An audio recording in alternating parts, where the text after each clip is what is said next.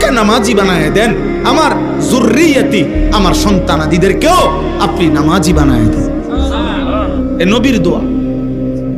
ইব্রাহিম আলাইহিস সালাম, ইসমাইল এবং হাজেরা স্ত্রী মেয়ে ছেলেকে মরুভূমিতে আল্লাহর ঘরের কাছে একাকী যেদিন রাইখা আসছেন, চারিদিকে 1000 মাইলের ভিতরে এক ফোঁটা পানি নাই, গাছ নাই, মানুষ নাই, বেঁচে থাকার কোনো উপকরণ ছিল না, কোনো কিছু নাই বাঁচার।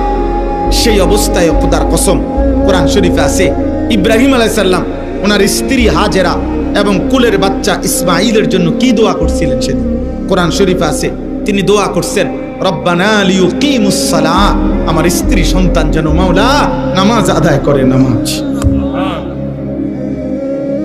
সেদিন বলছে যেদিন এক ফোঁটা বাঁচার কোনো উপকরণ ছিল, ঘর নাই, বাড়ি নাই, পানি নাই, খাদ্য নাই, খাবার নাই, মানুষ নাই, জনপ্রাণী।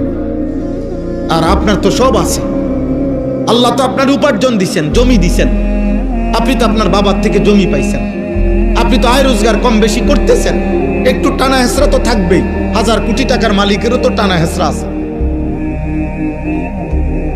হ্যাঁ, আপনার ছেলেটা নামাজ পড়ে না, আপনার কোনো দায়িত্ব নাই। আপনার স্ত্রী পর্দা করে না, আপনার কোনো দায়িত্ব নাই। আপনার মেয়েটা পর্দা করে না, আপনার কোনো দায়িত্ব নাই। এমন আপনার মেয়ে প্রতিনিয়ত